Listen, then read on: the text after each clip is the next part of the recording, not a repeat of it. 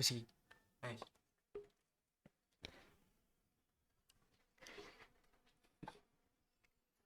Assalamualaikum warahmatullahi wabarakatuh.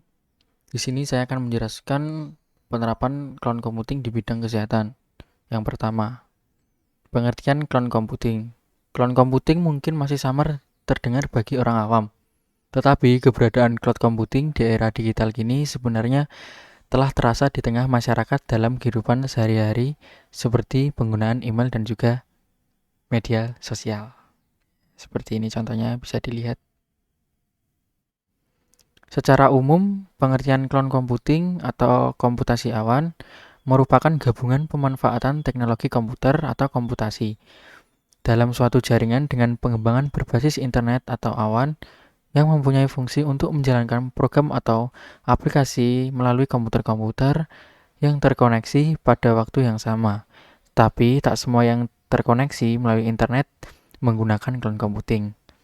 Teknologi komputer berbasis sistem cloud ini merupakan sebuah teknologi yang menjadi internet sebagai pusat server untuk mengelola data dan juga aplikasi pengguna. Teknologi ini mengizinkan para pengguna untuk menjalankan program tanpa instalasi dan mengizinkan pengguna untuk mengakses data pribadi mereka melalui komputer dengan akses internet. Penerapan cloud computing pada bidang kesehatan. Cloud computing dapat diterapkan pada berbagai bidang. Salah satunya adalah bidang kesehatan.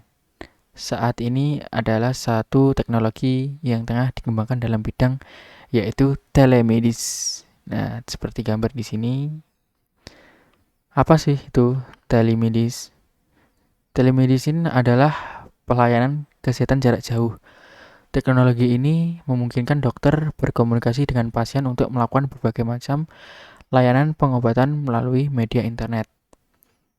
Telemedicine juga didefinisikan sebagai transfer data medis elektronik dari satu lokasi ke lokasi lainnya via online.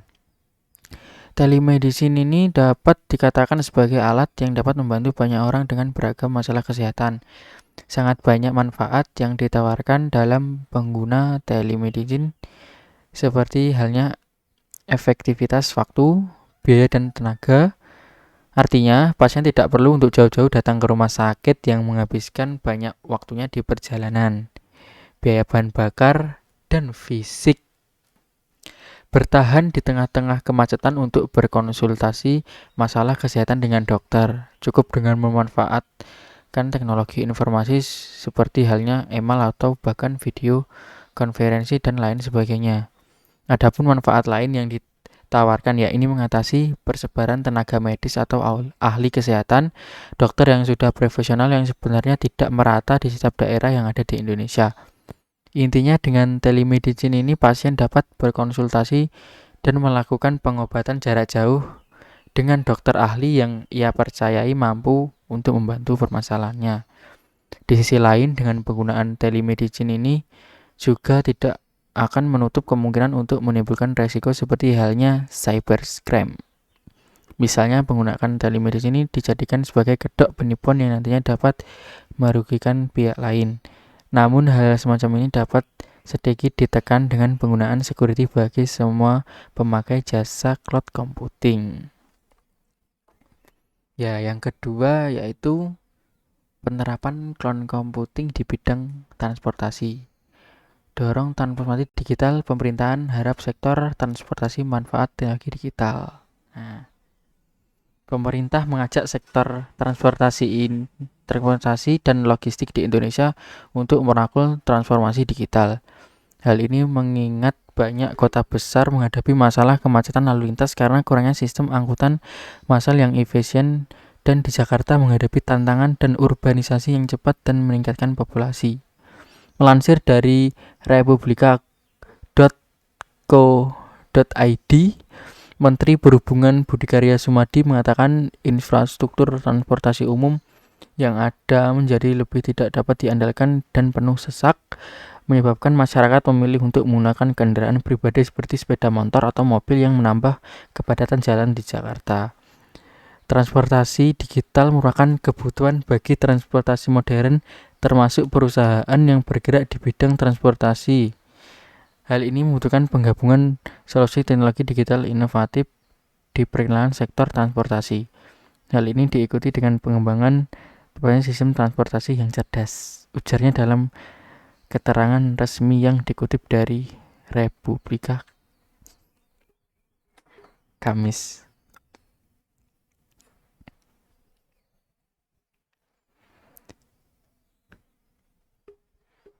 Menyadari kebutuhan akan sistem transportasi pintar yang aman, terjamin, dan lancar, PT Nets Indonesia, perusahaan menyediakan solusi telekomunikasi dan teknologi informasi, mengembangkan portofolio solusi yang dapat membantu pemerintah mengelola kemacetan lalu lintas menggunakan teknologi seperti ALT dan LOT.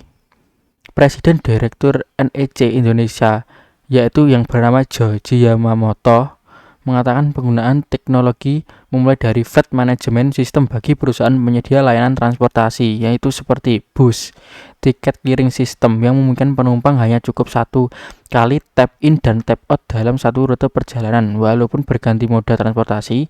Teknologi pengenal wajah atau face recognition sebagai pengganti tiket fisik yang dapat terintegrasi dengan sistem account based tiket atau ABT, hingga teknologi AI yang dapat menganalisa perilaku supir dan pengemudi.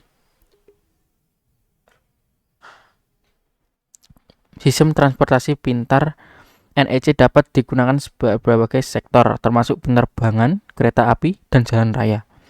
Solusi transportasi kami telah diterapkan oleh otoritas lokal di seluruh dunia yang meningkatkan infrastruktur mereka dengan tujuan meningkatkan pengalaman transportasi umum secara keseluruhan dan mendorong masyarakat untuk meninggalkan kendaraan mereka di rumah serta beralih kepada transportasi umum, ungkapnya.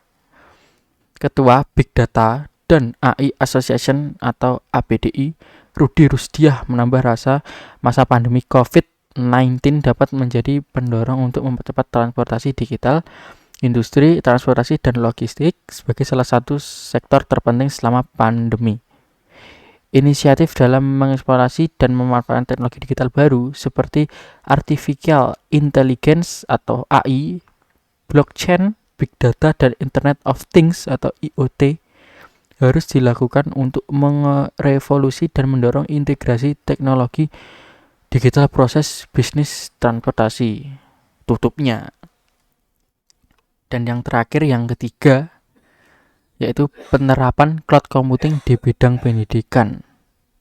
Cloud computing atau komputasi awan adalah gabungan pemanfaatan teknologi komputer atau komputasi dan pengembangan berbasis internet. Awan atau cloud adalah istilah lain dari internet. Sebagaimana awan yang sering digambarkan diagram jaringan komputer. Sebagaimana awan dalam diagram jaringan komputer tersebut, awan cloud dalam cloud computing juga merupakan abstraksi dari infrastruktur kompleks yang disembunyikan. Ia adalah suatu modal komputasi di mana kapabilitas terkait teknologi informasi disajikan sebagai suatu layanan sehingga penggunaan dapat mengakses lewat internet atau ya di dalam awan tanpa sepengetahuan tentangnya, ahli dengannya, atau memiliki kendali terhadap infrastruktur teknologi yang membantunya. Setelah melihat penjelasan di atas, dapat kita tarik kesimpulan bahwa dengan adanya cloud computing ini kita tidak perlu memiliki server listrik, ruang server, staf operasional, stok software, dan biaya terkait infrastruktur IT lainnya. Kita hanya perlu mengakses berupa layanan dan membayar sesuai yang kita butuhkan. Cloud computing sangat dibutuhkan terutama di bidang pendidikan karena dapat menghemat biaya yang cukup mahal dan menghindari penerapan teknologi yang rumit. Cloud computing pada bidang pendidikan antara lain yaitu Yahoo Email atau Gmail. Anda tidak perlu software atau server untuk menggunakannya. Semua konsumen hanya perlu koneksi internet dan mereka dapat memulai mengirimkan email. Software manajemen email dan server semuanya ada di cloud internet dan secara lokal dikelola oleh provider seperti Yahoo, Google, dan lain-lain. Konsumen hanya perlu menggunakan software itu sendiri dan menikmati manfaatnya. Salah satu contoh penerapan cloud computing yaitu Google Apps, suatu layanan yang disediakan oleh Google. Google Apps merupakan kumpulan berbagai aplikasi Google yang terintegrasi, dapat digunakan oleh sebuah komunitas atau umum, bisnis, pendidikan, dan lembaga non-profit. Google Apps terdiri dari 3 macam, yaitu Google Apps gratis, Google Apps untuk bisnis atau berbayar tetapi dengan fitur yang lebih, Google Apps untuk pendidikan atau gratis bagi lembaga pendidikan dan lembaga non-profit dengan fitur yang menyerupai Google Apps Business. Google Apps untuk pendidikan atau Google Apps for Education saat ini menawarkan kepada lembaga-lembaga pendidikan sebuah solusi hosting gratis untuk melalui email, chat, kalender, berbagai dokumen, dan lain-lain. Google sendiri menyebut layanan ini sebagai solusi komunikasi di kolaborasi yang terintegrasi atau an integrated communication and collaboration solution. Fitur-fitur utama Google Apps untuk pendidikan adalah sebagai berikut, yang bisa dilihat. Yang pertama itu Gmail. Ini bukan Gmail yang bisa kita pakai di mana akun email kita beralamat dengan forward contoh_gmail.com. Gmail dalam Google Apps adalah sebuah layanan webmail komunitas atau baca lembaga pendidikan yang dikelola oleh administrator Google Apps. Lembaga yang bersangkutan dengan demikian akun-akun email yang ada di dalamnya dibuat oleh administrator dengan format alamat khusus, misalnya ya capsec_smpn10bdl.sch.id. Alamat atau URL-nya bukan lagi http www.gmail.com atau mailgirl.com, tapi format URL-nya dapat seperti ini, mail.smpn10 ya, spasi bdl.sch.id. Yang kedua yaitu Google Calendar. Administrator, guru, dan siswa dapat mengatur jadwal mereka atau schedule ya, dan berbagai jadwal kegiatan dan kalender di antara mereka. Google Calendar bisa juga digunakan untuk membuat jadwal akademik atau kalender pendidikan, menampilkan dalam satu laman web yang bisa diakses oleh siapapun yang diinginkan. Bebas, bisa bapakmu, bisa ayah, semuanya bisa. Yang ketiga ya, ada Google Track. Apa itu? Administrator, guru, dan siswa dapat berbincang online dan mengirim pesan instan ke rekan mereka di seluruh dunia, kapanpun dan dimanapun. Seperti kamu di Indonesia, terus gurumu di Argentina bisa, apa di Jerman.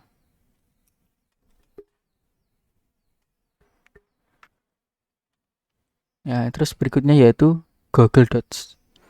Berbagai dokumen, spreadsheet, dan presentasi.